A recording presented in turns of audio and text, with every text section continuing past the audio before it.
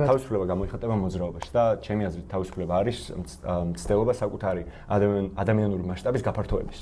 და ამისთვის საჭიროა მოძრაობა. შენ თუ გეთანხმები მაგაში. ხო, და ეს ჩემი აზრით ადამიანს სამოთხეში ამის შანსი არ ქონდა იდემის ბაღში ამის შანსი. სამოთხის იდეას ეწინააღმდეგება. ხო და არა, იმიტომ რომ ნახე ადამიანი როგორ აღიქვამს მის გარემოს, ამ იდეას არ ეწინააღმდეგება. გასაგებია რომ სამოთხე არის იდეალური მდგომარეობა ადამიანისთვის, მაგრამ უშუალოდ ადამიანისთვის, უშუალოდ იმ პიროვნებისთვის ეს მდგომარეობა იდეალური არ არის. შენ რა იცი ადამიანი? ხო და ანუ ადამიანის ბუნებიდან ამოვდივარ აქ რომ მის ირგვლივ სამყარო მისი არ არის.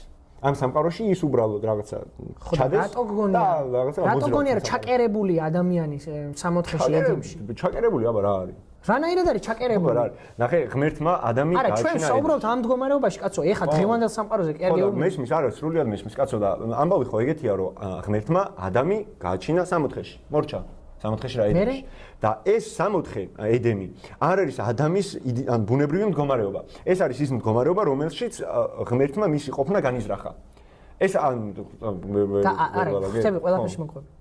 მე? ხო და შესაბამისად, თუ ეს მისი სამყარო არ არის, ის ვერ იმოძრაობს აქ თავისუფლად, ანუ აქ მოძრაობა არ არსებობს. და მეორე არგუმენტი, რომ მოძრაობა არ არსებობს, არის ის, რომ სამოთხეში, ანუ ედემში არსებობს მარადიული აწმყო.